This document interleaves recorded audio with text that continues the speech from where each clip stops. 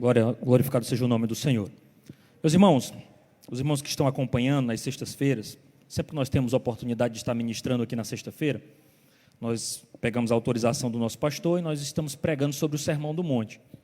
Esse sermão que eu estou pregando já é o 10º sermão que eu prego sobre esse tema, tá? Você pode até acompanhar no canal da igreja, tem todas essas mensagens separadas. E desta feita, eu quero tratar sobre o relacionamento do cristão. Nós vamos perceber, por esse grupo de versículos que nós estamos diante aqui, que a grande intenção de Jesus era nos mostrar sobre relacionamento. É importante que a gente pense isso, porque muitos comentaristas, quando estão diante desse texto, desses 12 versículos, especificamente do capítulo 7 de Mateus, há muitos pontos de questionamento, porque aparentemente não tem um fio de ligação entre um versículo e outro.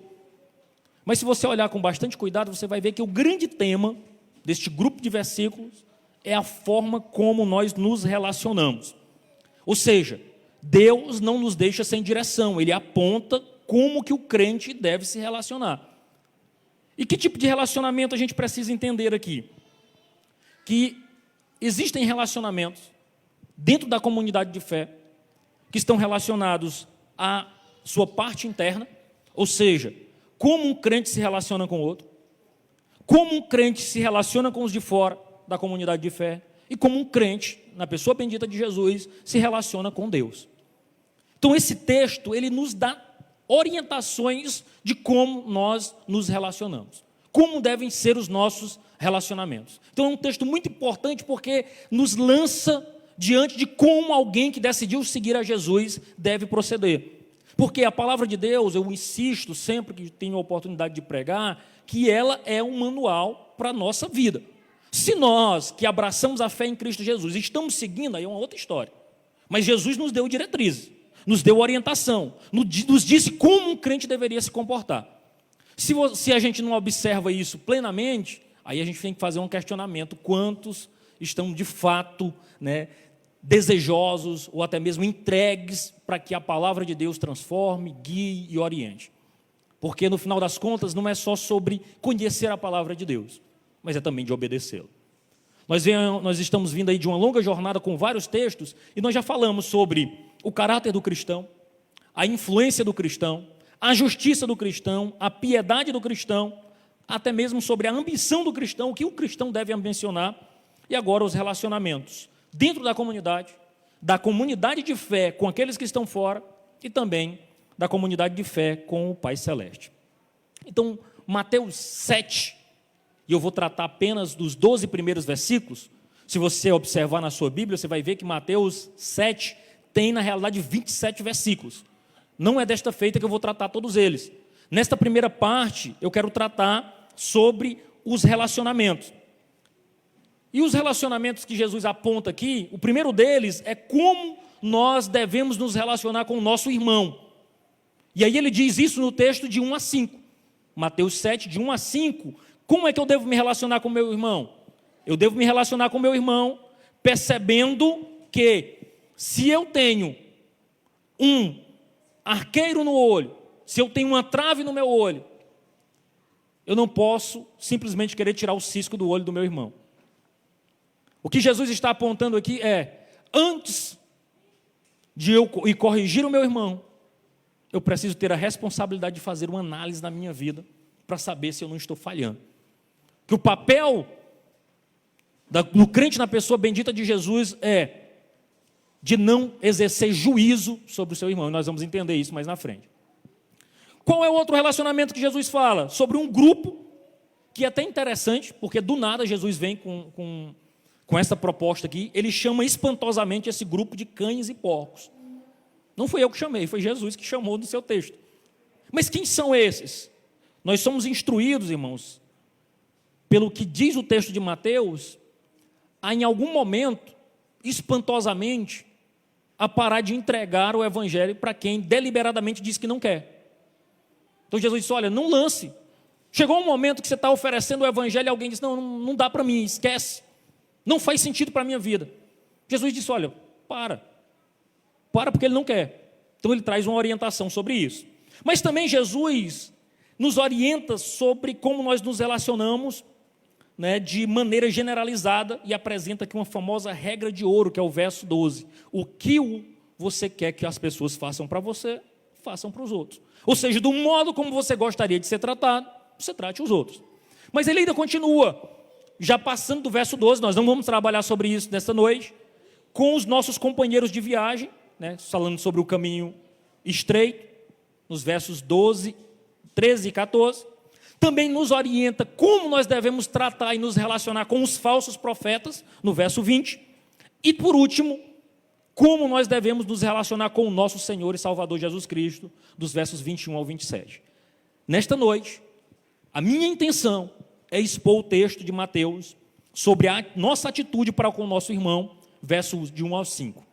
Eu vou reler para que os irmãos se familiarizem com o texto, que diz assim: não julguem para vocês não serem julgados, pois com o critério que vocês julgarem, vocês serão julgados. Com a medida que vocês medirem, também medirão vocês. Porque você vê um cisco no olho do seu irmão, mas não repara na trave que está no seu próprio. Ou como você dirá ao seu irmão: deixe que eu tire o cisco do seu olho, quando você tem uma trave no seu? A este, Jesus chama de hipócrita. Tire primeiro a trave do seu olho, e então você verá claramente para tirar o cisco do olho do seu irmão. O que Jesus estava querendo dizer com isso? Nós estamos diante de um texto duro, irmãos. Não é um texto qualquer. Jesus está falando exatamente para crente. E aí você precisa voltar lá para Mateus 5 a 7. Jesus estava discursando para um grupo de pessoas, especialmente aos seus discípulos. Então ele estava falando para pessoas que queriam ser crente. E aí às vezes a gente tem essa mania de suavizar um pouco o evangelho, mas Jesus continua falando para quem quer ser crente viver uma vida diferente. Porque seguir a Jesus implica em renunciar a uma série de coisas. Não dá para abraçar tudo e seguir Jesus. A gente precisa ter esse claro entendimento. Jesus entende que a nossa comunidade, que aqueles que abraçam a fé em Jesus, não é uma comunidade perfeita, ela vai ter falhas. Ele também acredita que vai haver, em alguns momentos, contraversões, tensões, um pisando no calo do outro. Vai haver também problemas de relacionamento. Um irmão brigado com o outro, um irmão dizendo uma coisa que o outro não gostou. Jesus entende que numa comunidade de fé que existem várias pessoas, pode e vai existir esse tipo de situação. E o que Jesus está dizendo? Ele diz assim: deixa eu orientar vocês para quando esse tipo de situação surgir. E aí ele pega e traz duas proibições e dá um conselho. Qual é a primeira proibição que Jesus traz? O cristão não deve ser um juiz. O cristão não tem o papel de ser um juiz. E é preciso que a gente entenda isso. E onde é que está isso, irmão Adonias? Versos 1 e 2. A palavra de Jesus é: não julgueis para não ser julgado. E qual era a intenção de Jesus com isso aqui? Não julgar, irmãos, se você for para os dias de hoje, todo mundo gosta desse texto. Talvez seja um dos textos mais conhecidos e mais mal interpretado. O que Jesus estava querendo dizer com não julgar? Ele estava dizendo para a gente acabar com críticas? Não, eu não posso criticar nada, eu tenho que olhar tudo mesmo que as coisas não estejam corretas, eu tenho que fechar os olhos, porque eu sou crente, aí eu não posso mais julgar nada, eu tenho que ficar quieto no meu canto, eu não posso dizer nada. Eu estou vendo que a coisa não está indo bem, eu tenho que baixar a cabeça e dizer: Jesus, está na tua mão, e ir embora. Era isso que Jesus estava querendo dizer? Vamos analisar aqui o texto. Jesus estava mandando a gente fechar os olhos diante das falhas, dos problemas que a gente enfrenta, que a gente se recuse a discernir entre a verdade e o erro, entre o bem e o mal. Era isso que Jesus estava dizendo? Mas se fosse isso que Jesus estava querendo dizer, como é que nós iríamos obedecer os outros ensinamentos dele? Os ensinamentos, por exemplo, de ser sal e luz. Se eu não tiver essa clara distinção, se eu não conseguir olhar e dizer: isso aqui está errado, isso aqui está certo, eu vou seguir o certo. Se eu abandonar completamente a minha capacidade de tecer uma crítica, como é que eu vou obedecer os demais ensinamentos de Jesus? Como é que eu vou distinguir entre um falso profeta? Como é que eu vou lidar com essa situação? Ora, se Jesus não estava dizendo para a gente abolir essa capacidade de crítica, não estava proibindo que nós não julguemos, o que era que ele estava dizendo aqui nesse texto? Quando ele claramente diz assim: não julgueis. O que Jesus estava dizendo para nós, irmãos, é que nós não deveremos ser críticos ao ponto de ser um especialista em erro dos outros. Ele estava dizendo para que nós não fôssemos juízes nesse sentido, não julgar, para nós não olharmos apenas o negativo. Você já se deparou com esse tipo de gente? Está uma série de coisas acontecendo, mas o cara só vê o errado. Um monte de coisa boa acontecendo, mas isso aí também, digo, meu Deus do céu, será que só enxerga aquilo que não está bom? E todo o resto que está bom ninguém enxerga mais? Então Jesus estava dizendo que nós não podemos ter esse tipo de coração, de ter o olho tão mau ao ponto de ver só o ponto negativo, de ser agente de destruição na vida da pessoa. Alguém que está se erguendo, tentando caminhar com Jesus, eu vou lá e diz, não, mas também é porque tu não viu, é porque tu não sabe. Não, isso aí não se reconcilia nunca. Não, isso aí não muda de vida nunca. Não, de novo se reconciliando. Não, eu só estou esperando, daqui a uma semana está caindo de novo. É esse tipo de crente que nós queremos ser? Não, Jesus está dizendo, ó, esse daí não. Nós não podemos agir desse jeito. Nós não podemos ser esse tipo de crente. Nós não podemos julgar as intenções do coração que você não conhece. Você pode julgar o seu. Mas eu não posso dizer que sei do coração do irmão Kemuel, do irmão Jânio. Eu não sei. E aí Jesus estava nos conduzindo a viver uma vida que não busca apenas as falhas dos outros. Uma vida que não busca apenas imaginar as piores intenções das pessoas. Jesus estava dizendo que nós não poderemos ser o tipo de pessoa que joga um banho de água fria nos planos dos outros. Que é implacável quando descobre os erros dela. Jesus estava dizendo que nós não podemos ser esse tipo de gente quando nós não podemos julgar aqui. Essa é a ideia que ele está dizendo. Não assuma o papel de juiz. Sabe por quê? Porque também nós seremos alvos de juízo. Jesus está dizendo, não se coloque na condição de alguém que sabe tudo, que conhece o coração dos outros e que tem autoridade para julgar. Por que eu não posso fazer isso? Porque com esse mesmo critério elevado que você está colocando sobre a vida das pessoas, é o mesmo critério que Deus vai usar para você. Alguém que faz um concurso de juiz, e eu tenho aqui o irmão Kemuel da área de direito, ele sabe que é um dos concursos mais penosos que existe. Em tese, aquele que chega à posição de juiz é um homem que domina aquela sua área de juízo ali perfeitamente. Porque ele não pode ser um desconhecedor da lei para o exercício que ele vai ter.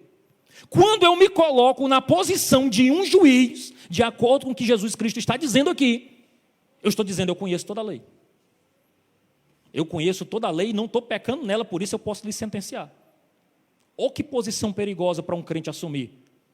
Ou que posição perigosa para alguém dizer. Então o ponto aqui é simples. Veja o que o apóstolo Paulo escreve em 1 Coríntios capítulo 4, versículo 5. Pois quem me julga é o Senhor. Portanto, nada julgueis antes do tempo, até que venha o Senhor, o qual não somente trará à plena luz as coisas ocultas das trevas, mas também manifestará os desígnios dos corações. Está dizendo assim, ó, não seja apressado não. Nada de pressa de querer exercer juízo sobre a vida dos outros. Observe, seja paciente, porque com o juízo que você resolver aplicar na vida dos outros, esse mesmo juízo virá para você. Simplesmente Paulo está dizendo assim, ó, o homem não é Deus. Nós não somos deuses. Nós não temos esse nível de autoridade para exercer juízo sobre a vida de alguém. Nós não devemos julgar, porque nós estaremos entre os que serão julgados. Nós não podemos assumir essa posição. Primeiro, porque todo e qualquer homem, depois da queda, é falho, pecador e carente da graça e da misericórdia de Deus. Então não queira assumir para si essa posição, irmãos. Mas nós somos orientados aqui por esta palavra a sermos generosos, a sermos tardio em exercer juízo. Mas nós somos instados e orientados a acreditar que por mais que o irmão tenha cometido um deslize, não foi sua intenção primária. Por mais que alguém caiu, não era desejo do coração dele passar por isso. Se alguém escorregou, que não era algo planejado, foi um deslize, foi algo que aconteceu. Que pode acontecer com qualquer um. Que não vigie, que não se guarde, que não ponha sua esperança e seu coração em Deus. O apóstolo Paulo ainda escrevendo, Em Romanos, capítulo 2, versículo 1, ele diz: portanto, é indesculpável quando julga o homem, quem quer que seja, porque no julgar a outro, a ti mesmo te condena, pois pratica as tuas próprias causas que condenam. A ordem aqui, irmãos, é de não julgar, não é uma exigência para sermos cegos, para abandonarmos a exortação. A orientação aqui é para a gente ser generoso nesse juízo. Jesus não está pedindo, quando ele diz para nós não julgarmos, para nós não enxergarmos mais nada de errado que possa existir dentro da comunidade, na sociedade, dentro da igreja, dentro da nossa família. Ele está apenas dizendo para nós renunciarmos à presunção de ser um juiz, de sermos Deus. Ele está dizendo: o cristão precisa ter muito cuidado com o juízo que ele exerce sobre a vida das outras pessoas. Esse é o primeiro conselho. A primeira proibição de Jesus é essa. E a segunda, irmãos, que o cristão não pode ser hipócrita. Porque ele está dizendo assim: porque se tu vê o cisco no olho do teu irmão, mas não repara na trave no teu próprio, como dirá o teu irmão: deixa eu ver o cisco do teu olho, quando tem uma trave no teu? Jesus está denunciando aqui a hipocrisia. Alguém que aperta os outros, que interfere nos seus pecados, mas é incapaz de resolver as suas próprias causas, seus próprios deslizes, os seus próprios erros. É um ótimo juiz, um ótimo acusador para o outro, mas não faz uma reflexão sincera sobre como tem vivido a sua vida de fé. Então Jesus está denunciando. Nós nos tornamos pecadores, nós estamos desqualificados para a função de juiz.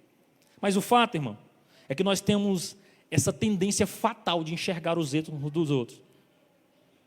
E aí eu até discuto com alguns amigos que quando a gente vê alguém que é ferrenho, implacável no juízo dos outros, você pode ir atrás que tem alguma coisinha ali pendente. Porque é como se você estivesse julgando vicariamente. Assim, eu vou aplicar no outro o que está faltando em mim. É como se você, ao julgar e exercer juízo no outro, você estivesse punindo a si mesmo, mas sem punir, sem arrependimento. É só dizendo assim: eu vou aplicar o mais duro juízo nele, porque não pode, isso é errado. Mas se esquece de fazer uma análise sincera, de olhar para si mesmo, para dentro e verificar. A Bíblia chama isso de síndrome de fariseu. O Senhor Jesus, ao condenar esse tipo de ação, ele chamava até de sepulcros caiados. Por fora muito bonito, mas por dentro podridão, um coração amargurado e ferido. E aqui Jesus está exatamente proibindo esse tipo de comportamento. Nós não devemos aplicar um padrão extremo aos outros, sem antes olharmos para nós com muita sinceridade, verificando aquilo que nós temos cometido que não agrada ao Senhor. Nós precisamos ser ótimos juízes das nossas próprias causas, porque muitas vezes nós somos implacáveis com os outros e muito misericordiosos com as nossas ações. A nós mesmos nós justificamos: não, mas foi só uma vez, não, mas eu já pedi perdão, não, mas eu vou só dobrar meu joelhozinho aqui e orar e vai ficar tudo bem entre mim e Deus. E para o outro, não, tem que ser disciplina. A Assembleia Geral lotada, aplicando, pedindo perdão para a igreja. Não só vale se for na frente de todo mundo. E você: não, é porque o meu aqui foi mais leve, ou só eu e Deus aqui nós já resolvemos. Ou seja, para mim, juízo pequeno. Para os outros, a dureza e a pura lei sendo aplicada. Irmãos, nós somos desafiados como servos de Jesus a não compactuar com o erro, mas nós somos chamados a ser misericordiosos. Nós precisamos de tempo de gente misericordiosa, irmão. Porque Jesus foi misericordioso conosco. Jesus olhou para nós e viu os nossos pecados e ainda assim nos deu crédito e nos chamou de filhos, nos abraçou e nos transportou das trevas para a sua maravilhosa luz, nos dando um crédito de perdão quando nós ainda estávamos errados. Mesmo falhos, ele nos deu um crédito de perdão, acreditando que nós poderíamos mudar de vida e ter uma vida melhor. Imagina se Jesus aplica a dureza da lei, o juízo completo. Nós precisamos entender isso. E qual é o conselho de Jesus? O cristão deve antes ser um irmão. Ele está dizendo assim, hipócrita, verso 5, Tire primeiro a trave do teu olho, e então você verá claramente para tirar o cisco do teu irmão. Jesus não está proibindo ninguém tirar cisco do olho do irmão, não. Ele está proibindo que você faça isso sem fazer uma análise de si mesmo. Ele está dizendo assim, olha, faz uma análise completa da tua vida, percebe se está tudo beleza contigo, vai ajudar teu irmão, vai tirar o cisco. Só quem pegou um cisco no olho sabe quanto é bom alguém chegar e dizer, deixa eu soprar aqui para tirar e ajudar, porque sozinho é ruim. E massageia, joga para um lado, e sopra e vai. Quando tem alguém misericordioso que vai lá e tenta ajudar, não é uma coisa boa? Então Jesus está dizendo aqui duas coisas, para alguém que está vendo o irmão em erro, que ele deve tomar uma atitude dizendo assim, deixa eu te ajudar. Eu não vim te julgar não, eu vim foi te ajudar a crescer no caminho de Deus. Está dizendo também para alguém que está em falha, diz assim, se deixe ser ajudado. E diga, meu irmão, me ajude mesmo, porque sozinho eu não vou conseguir não. Sozinho é ruim demais tirar esse cisco. Eu preciso do seu abraço e do seu amparo. Me estenda a mão que eu pego. Irmãos, cristão nenhum foi desenvolvido para viver vida de evangelho sozinho. Jesus, quando pensou numa comunidade de fé, ele pensou em alguém juntos, ombreados. E sabe o que eu acho maravilhoso no reino de Deus? Que nós não estamos competindo pelo primeiro lugar. Não tem só 3 vagas lá não. Jesus disse, há muitas moradas. Nós não precisamos dar uma cotovelada no outro para deixar de fora para a gente entrar não, irmão. Só tem graça na beleza do evangelho, de braços dados nós entramos, todo mundo junto. E aí tu veio, eu vim, e tu venceu, eu também, e tu conseguiu, eu também. Glória a Deus, e nós conseguimos sim. Hoje todos nós estamos diante do nosso Senhor. E ficou alguém para trás? Ficou não, porque nós não deixamos ninguém para trás. Nós ajudamos todos na caminhada da fé. Irmão, só vale a pena seguir e estar com Jesus se todos chegarem ombreados. Nós não podemos ser um exército que deixa o seu soldado para trás, que abandona, que deixa para lá. Mas nós precisamos ser um exército que ama, que ajuda, que põe nos ombros e leva. Nós precisamos estar unidos. A vida do evangelho é para ser partilhada, para ser vivida junto com os nossos irmãos. Louvado seja o nome do Senhor. Irmãos, o fato da condenação e da hipocrisia serem proibidos não nos isenta da responsabilidade para lidar com os nossos irmãos. Na verdade, tem situações que nós somos proibidos de interferir. Quais são elas? Quando eu estou errado, quando eu estou mais errado do que o pequeno cisco que tem no olho do meu irmão. Jesus disse, ó, te corrige e vai lá. E há situações que nós somos orientados aí, para ajudarmos o nosso irmão a se corrigir e a viver uma vida de fé. Nós não podemos fechar os olhos para os deslizes que acontecem dentro da nossa comunidade. É lícito o irmão chegar e orientar um outro. Irmão, olha, isso aqui não está bom não. A melhor coisa do mundo é se cada um de nós estivéssemos ombreados a esse ponto, de eu chegar e dizer, olha irmão, eu estou vendo que você está errando aqui, mas eu quero o teu bem, estou disposto a caminhar contigo, deixa eu te dar essa orientação. Nós não podemos ser, irmãos, o tipo de crente, não me toque, que se alguém chega e orienta, a gente já sai dando patada. Quer me cobrar, quer ser mais crente do... Não, irmãos, a vida do evangelho é desse modo, é alguém ajudando o outro a crescer, é alguém enxergando um deslize. Eu digo para os obreiros mais velhos, olha, se você me vê, a juventude, a Bíblia chama de tolo, o jovem é chamado de tolo, eu me considero jovem, então eu estou dentro do âmbito aí da tolice. Então é capaz de, com boas intenções, cometer equívoco. E o que o obreiro mais velho vai fazer comigo? Vai pegar o microfone e dar na minha cabeça? Não, mas ele pode me chamar e dizer assim, vem cá meu filho, olha, você começou agora, deixa eu te explicar aqui, ó, vai devagar. Tu talvez seja até um bom obreiro, mas vai mais devagar. Deixa eu te orientar aqui. Mais uma coisa, irmão, só criticar, fazer uma roda para falar, não resolve. Vida na fé e no evangelho é eu chamar junto e dizer, ó, vamos caminhar junto. Deixa eu te explicar aqui, ó, você tá equivocado aqui, mas Deus tem misericórdia para ti e nós juntos vamos caminhar para a glória de Deus. E assim também é com os irmãos, e cada um vai orientando uns aos outros. Louvado seja o nome do Senhor. Nós somos orientados, irmãos, a cuidar uns dos outros, a nos corrigirmos e ajudar a corrigir os outros. Nós precisamos entender isso. que nós temos também o bálsamo da correção e da orientação. Louvado seja o nome do Senhor. Segundo ponto que eu quero tratar com você: nossas atitudes para com os cães e os porcos, verso 6. Esse verso é um verso emblemático. Eu digo para você, quando eu me deparei para estudar com ele, eu digo: Jesus, eu vontade de pular ele. Mas a gente está expondo, eu quero lidar com esse texto. Não deis aos cães o que é santo, nem jogue as suas pérolas diante dos porcos, para que estes não as pisem com os pés, e aqueles voltando não estraçalhem vocês. À primeira vista, irmãos, parece um texto chocante. Você olha assim, sabe, mas Jesus falou isso, foi ele mesmo, dá vontade de você conferir. Você, foi ele mesmo que disse. Mas foi Jesus que disse. Mas o que ele tinha em mente quando ele olha para essas situações? Jesus, ele está lidando com esse sermão do monte, e ele fala esse tipo de situação, ele diz esse texto, logo após ele dizer que os irmãos, que a comunidade de fé deve ter um relacionamento construtivo. Um relacionamento não regado à hipocrisia, não regado a juízo, mas regado a companheirismo.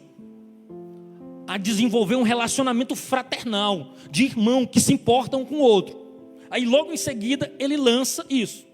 Porque Jesus nunca temeu chamar as coisas pelo nome. Às vezes a gente fica com palavras mais bonitas, usando eufemismo, para dizer o que tem que ser dito. Mas o fato é que Jesus, sempre que quis dizer as coisas, ele disse com muita clareza. Prova disso é quando ele chama Herodes e Antípodas de raposa. Ele olha para os escribas e fariseus e chama de hipócritas, sepulcros caiados, raça de pessoas que não amam a Jesus, que vivem na hipocrisia. Ele não tem pena de chamar isso.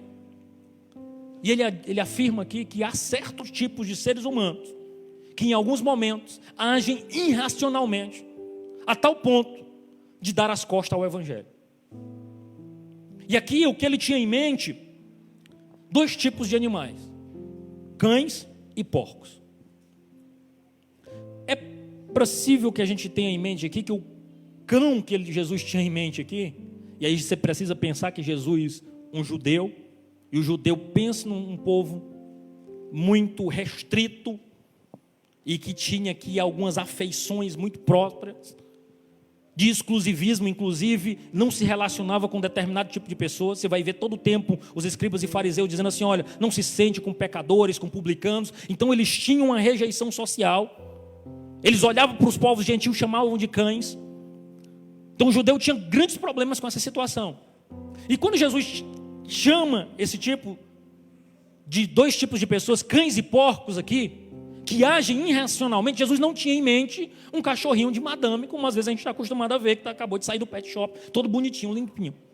O que Jesus tinha em mente aqui era um cão sarnento, cão de rua, que vivia revirando a lata do lixo.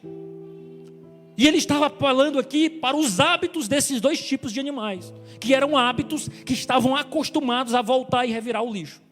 E ele está dizendo assim: ó, cuidado com esse tipo de pessoa. Porque, segundo Jesus aqui, há pessoas que você apresenta o Evangelho, você diz que é uma vida que ele deveria viver, ele até acha bonito, ele até se empolga com aquela vida, mas rotineiramente ele está voltando às suas velhas práticas. E Jesus diz assim: olha, anuncie, mas existe um determinado momento, você pode deixar para lá. A ideia aqui é dizendo que, olha, tem um momento que chega. Jesus estava pensando num nível de incredulidade tão grande que alguém deu as costas para o Evangelho e que não quer abraçar a fé de modo nenhum. E aqui Jesus manda a gente ter esse comportamento seletivo. E aí é importante que a gente faça algumas considerações. Primeira coisa, ele diz: não dê aos cães o que é santo, nem lanceis ante os porcos as vossas pérolas. Que tipo de pessoa é esse? Que você deve se abster de entregar o Evangelho. Que tipo de ação tão brusca ele teve ao ponto de você resolver desistir? Exatamente aquelas pessoas que tiveram grandes oportunidades de ouvir o Evangelho, mas obstinadamente, desejosamente, insistentemente, dizem não. Essa era a ideia expressa aqui. Agora eu preciso fazer um parênteses pessoal aqui. Desistir de alguém embora nós estejamos diante de um texto que claramente nos aponta isso, é algo muito sério. E precisa ser feito com muito cuidado. Por que eu digo isso? Porque você tem que pensar no público original para quem Jesus anunciou essas palavras. Ele anunciou especificamente para a casa de Israel. Em tese, você pode pensar aí que ele anunciou para filho de crente. Alguém que não era totalmente desconhecedor da palavra do Evangelho. Era alguém que talvez tinha já no sentimento à espera de um Messias, mas ainda estavam insistindo no erro. Então Jesus tinha em mente aqui a casa de Israel. Alguém que já tinha um certo contato com a fé, que esperava um Messias, que tinha uma lei, que tinha os profetas, que tinha um nível de instrução, mas ainda assim estavam rebeldes e virados as costas para o Senhor. Desistir de alguém, dentro aqui do que eu entendo sobre esse texto, é para casos excepcionais. Não é algo para ser aplicado a todo e qualquer momento. O normal do cristão é insistir por fé, é perseverar. Assim como Jesus foi paciente e perseverante conosco. Talvez por isso que alguns de nós deram tanto trabalho para Jesus que a gente é até mais misericordioso. Às vezes a gente deu tanto trabalho para Jesus e disse, não, eu vou ser mais misericordioso, eu vou continuar insistindo. Vai que em algum momento a fé alcança esse indivíduo. Então, volto a orientar, desistir de alguém, irmãos. Dizer que aquela pessoa já não quer Jesus, talvez seja uma das decisões mais sérias, porque Jesus tem seus modos sobrenaturais de nos atrair. Deus tem seus modos. Quem sabe, você que está aqui veio pelo modo tradicional. Nasceu no Evangelho, nunca desviou, sempre teve uma vida de fé.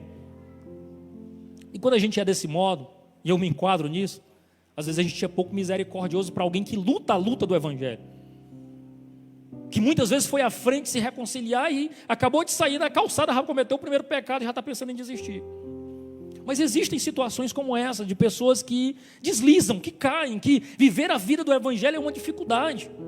Eu posso dizer que eu nasci dentro de um lar cristão, então foi muito mais fácil do que alguém que aceitou e foi o primeiro da sua casa, que correu o risco de ser lançado fora, que está cercado por pessoas que toda hora os incentiva a pecar e a viver uma vida longe do Evangelho. Então existem situações e situações. O fato é, o cristão precisa ser misericordioso. Eu quero que você saia daqui com esse sentimento de ser misericordioso no alcance. E é a semente que talvez não seja você que vai colher. Talvez você plantou, insistiu, levou para a igreja, botou no carro e trouxe, e foi deixar, e a pessoa, no dia que você deixou de fazer isso, abandonou a fé. Disse, rapaz, mas como é que pode? O sangue de Jesus, não, pô, te vira. Aí passa um tempo, e Jesus levanta outro. E o cabo fez um pouquinho de esforço, e Jesus já trouxe. Porque a gente precisa entender, irmãos, que basicamente tudo na vida é semente. Talvez você se surpreenda quando chegar no céu. Muitas coisas que você fez, disse, falou, influenciou, que a pessoa talvez nem tenha recebido de imediato. O tempo passou e depois foi que fez efeito. Eu vou tomar liberdade para citar uma situação, se é que eu entendi bem, no dia que eu estive na casa do irmão Francisco Urquiza. Ele conta uma história que um dia, e me corrija se eu estiver errado, irmão Francisco Urquiza, eu peço até licença para contar. Mas ele conta, e eu acho muito interessante, eu já contei algumas vezes, porque ele disse que uma vez deu uma dor no dente, parece que morava no Caldeirão, pode ser que eu esteja errado, ficou na casa da mãe dele ali, perto da casa da minha avó, falecida avó, que meu avô ainda mora lá, e meu avô, conhecido como Nonato Crente, pregava uma mensagem em João 3,16. Segundo o irmão Francisco Urquiza, foi uma das mensagens mais fortes que ele já ouviu em João 3,16. E o fato é que o tempo passou, ele foi embora para Brasília, foi para Brasília, e dentro do ônibus ele sempre passava e tinha uma pedra escrita lá, com esse versículo, ele retomava lá a mensagem. Ó Deus trabalhando. Ele viu o versículo quando ia passando e lembrava da mensagem, até que um dia tomou uma decisão por Cristo. Eu vou me limitar a contar só essa parte. O irmão Urquiza tem liberdade para depois contar em detalhes. Mas o que eu quero dizer, eu não sei nem se o vovô sabe disso, mas de algum modo a eternidade um dia revela coisas que nós dissemos, falamos, aperto de mãos, abraços que demos, que marcou vidas. e que ajudou pessoas na sua caminhada de fé a se firmar no Evangelho e a se firmar com Jesus.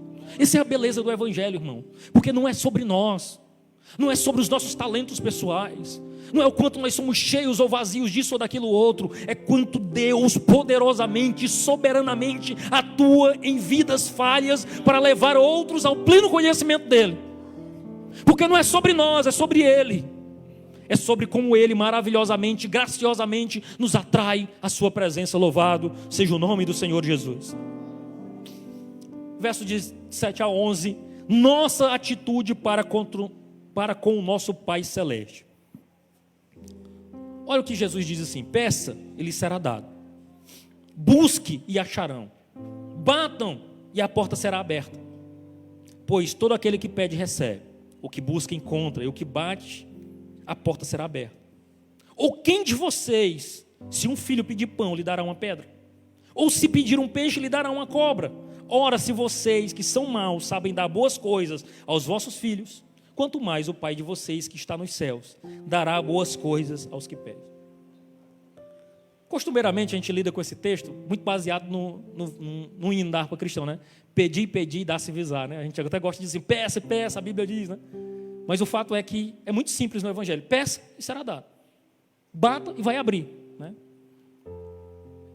Algo direto, simples. Na cabeça de Jesus é uma oração muito simples. E o que a gente precisa entender é que Jesus agora passou do relacionamento dos homens para com os homens numa comunidade, passou do relacionamento dos homens para com aqueles que estão distantes da fé, para o relacionamento do homem com Ele.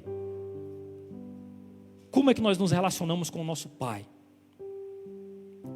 Ele nos mostra aqui que de um modo sobrenatural nós temos acesso.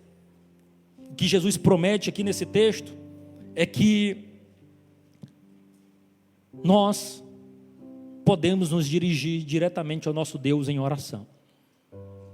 E apesar de Jesus já ter falado lá no capítulo 6 do mesmo sermão, a partir do verso 9, sobre a oração modelo, a oração do Pai Nosso, que Jesus expressa o seu modelo de oração, aqui ele nos instrui algumas verdades sobre oração. Jesus aqui lança grandes promessas sobre as nossas vidas.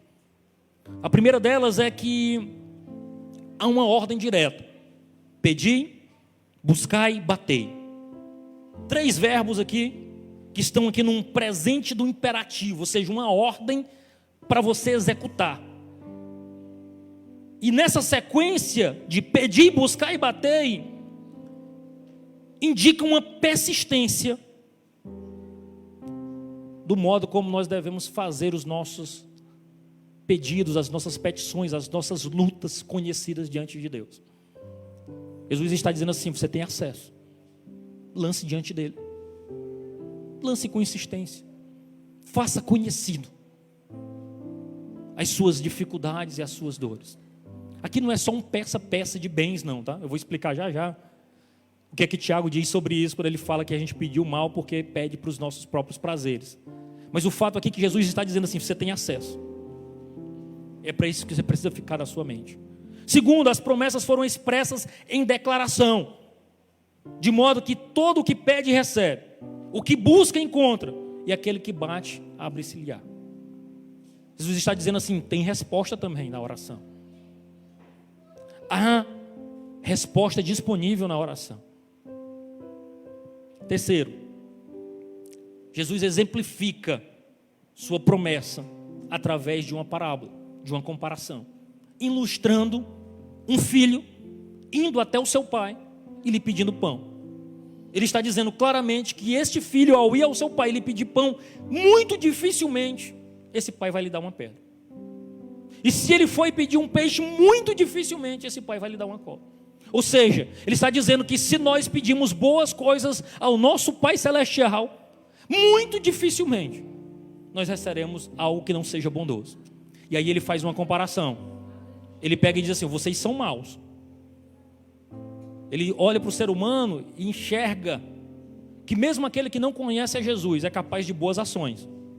A gente chama isso de graça comum. Mesmo pessoas que nunca viveram uma vida de fé, são boas pessoas, pagam suas contas, tratam bem seus filhos, suas esposas, são bons cidadãos. Isso é a graça comum, mesmo sem conhecer o Evangelho.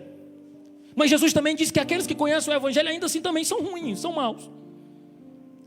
Ele diz: olha, vocês são capazes, mesmo sendo maus, são capazes de fazer boas coisas. Aí ele cria uma comparação e se distancia. Quanto mais o Pai de vocês. Vocês são maus, mas o Pai de vocês é bom, é maravilhoso, é gracioso, é bondoso e se compadece. Sente as suas dores, as suas dificuldades. O Pai de vocês tem boas coisas para vocês. Tem algo maravilhoso para a vida de cada um de nós. Irmãos, nós precisamos entender aqui que o Pai Celeste, Ele é totalmente bom e que dá boas coisas àquele que lhes pedir. O que nós aprendemos aqui? Quais lições nós podemos extrair daqui? Na cabeça de Jesus, irmãos, a oração é algo muito simples. É algo que deve ser apresentado a Deus em seu nome, com verbos muito simples: pedir, buscar e bater. Só que se nós formos analisar com muita calma a Escritura, existem algumas coisas por trás aqui que a gente precisa analisar. Primeira coisa é que oração pressupõe conhecimento. Você só é capaz de orar se você for capaz de entender qual é a vontade de Deus. Porque esse pedir, buscar e bater aqui, esse bater, buscar e pedir, esses verbos inseridos aqui nesse contexto, pressupõe que nós tenhamos interesse em conhecer a vontade de Deus. Porque Ele vai realizar, se estiver de acordo com a sua vontade. Ele vai realizar, se nós tivermos esmero em conhecer a sua palavra.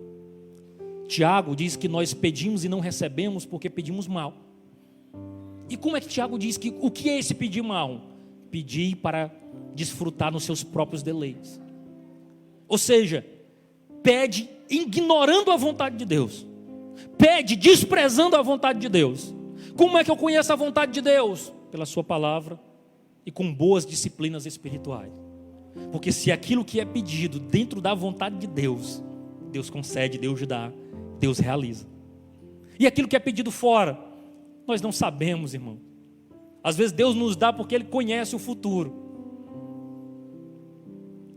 Tem coisas que quando Ele nos diz não, eu gosto muito de quando Jesus fala com Pedro e diz assim: ó, o que eu faço agora tu não entende, mas depois tu vai entender. Agora só faça um exercício e imagine se Deus tivesse dado muitas das coisas que você pediu. Como é que estaria a sua vida? Muitas das vezes que Deus disse não, foi a melhor coisa que poderia ter acontecido na sua vida. Às vezes que Deus disse não, vou dar não, está na hora não. Talvez tenha te mantido firme na sua jornada de fé, na sua caminhada com Deus. Já pensou se Ele realiza um monte de coisa que você pediu para Ele? Talvez você tivesse uma vida de fé destroçada, distante. Tinha sido satisfeito naquele momento, mas talvez estivesse vivendo uma tragédia. Então oração pressupõe conhecimento. Conhecimento de quê? Da vontade de Deus. Oração pressupõe também fé. Uma coisa é conhecer a vontade de Deus. Outra é nos humilharmos, termos disposição para nos submetermos a ela, crendo que ela é melhor para a nossa vida. Porque nós fazemos a seguinte análise: a vontade de Deus é boa? É. Mas geralmente a nossa também é. A gente quer coisa boa, ninguém quer coisa ruim. A gente faz uma comparação: para mim minha vontade também é boa, ter isso aqui é tão bom. Né? A vontade de Deus é agradável? É. Mas a gente não quer coisa desagradável também. Mas tem uma coisa que a vontade de Deus é que a nossa não é. A dele é perfeita. A nossa é imperfeita, é falha. É passivo de erros, é passivo de equívocos. Ela é precipitada. Ela é antecipada. Ela é baseada no que eu estou sentindo aqui e agora. E não com os olhos da fé ali e além. Nós precisamos entender isso. Que a oração ela pressupõe nos humilharmos e confiarmos que Ele é capaz de executar a sua vontade. Deus é capaz de intervir.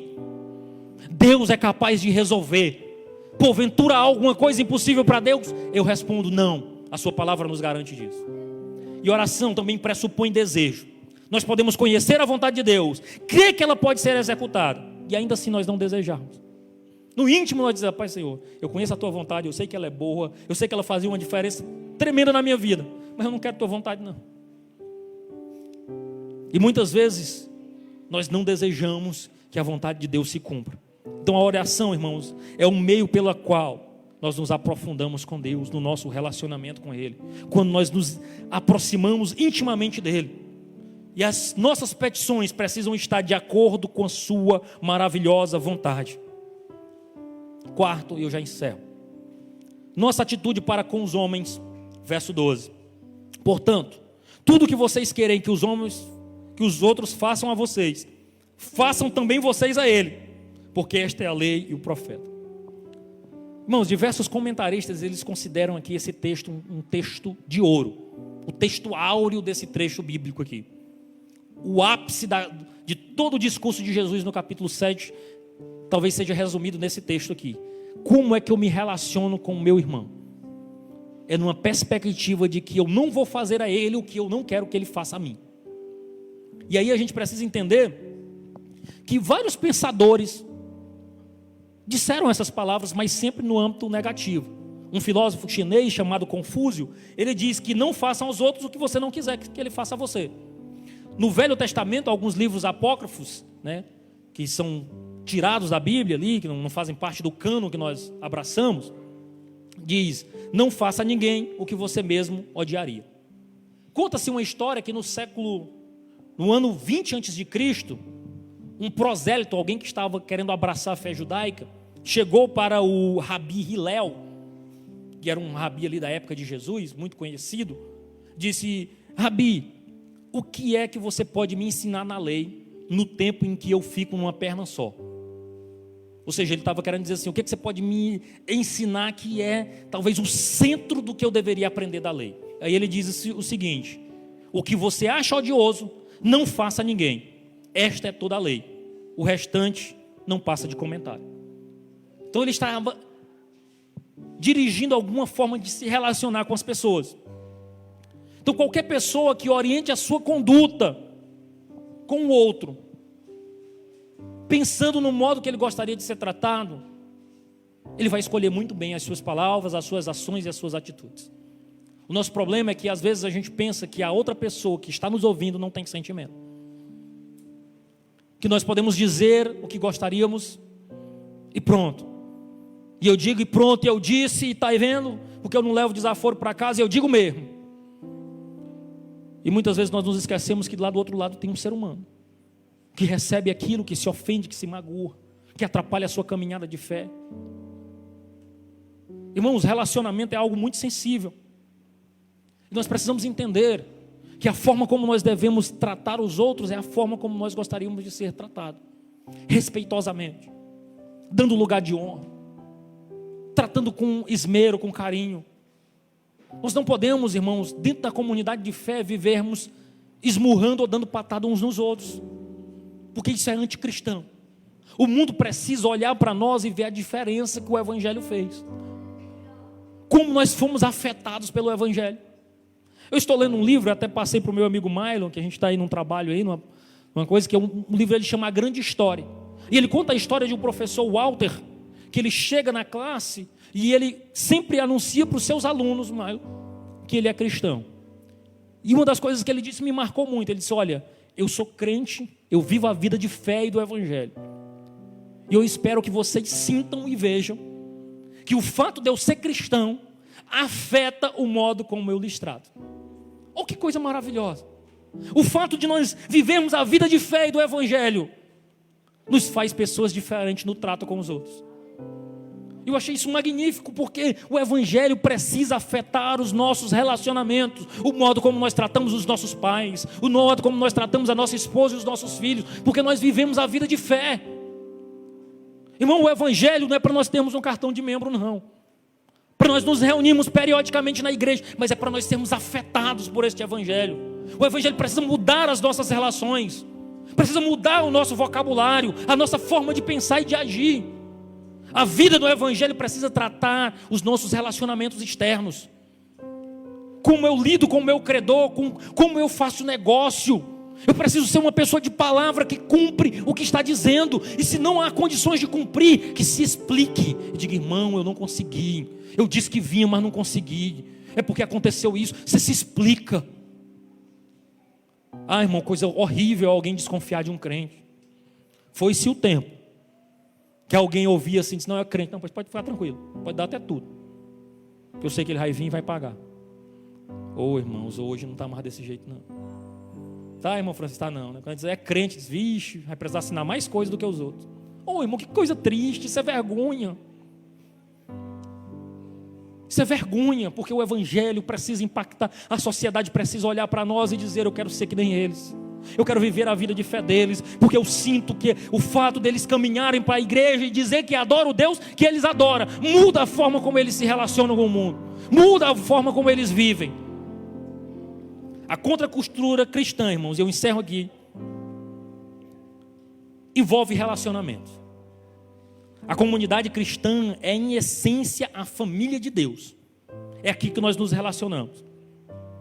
Deus, o nosso Pai, os nossos companheiros cristãos e irmãos em Cristo, pressupõem a jornada.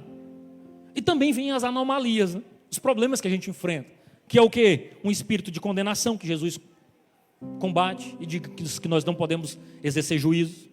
Um espírito hipócrita de alguém que vê um cisco, mas tem uma trave. E ele diz que isso é incompatível com a fraternidade cristã. Não deveria existir no nosso meio juízo precipitado nem hipocrisia. Deveria haver apenas verdade. Que os nossos irmãos, a nossa conduta com os nossos irmãos deveria ser extremamente construtiva. Ao nos relacionarmos com os nossos irmãos de fé, nós saíssemos edificados e cheios de alegria. A vida no evangelho, irmãos, ela precisa ser esse centro que nos orienta, que transforma as nossas atitudes, que corrige a nossa visão e que nos faz cristãos melhores.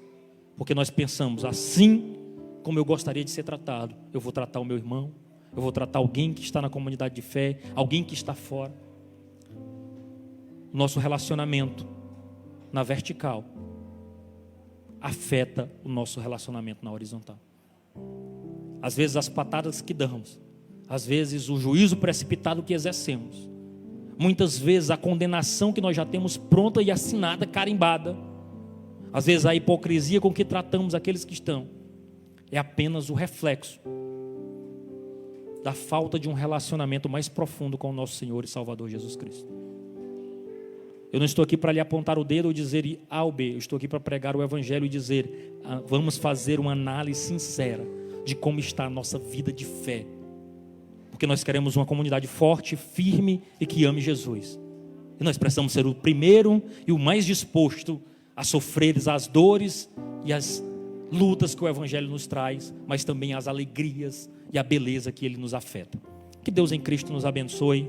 Nós precisamos estar sendo mais generosos, mais compreensivos e bondosos para a glória do reino de Deus. Eu agradeço a oportunidade em nome de Jesus.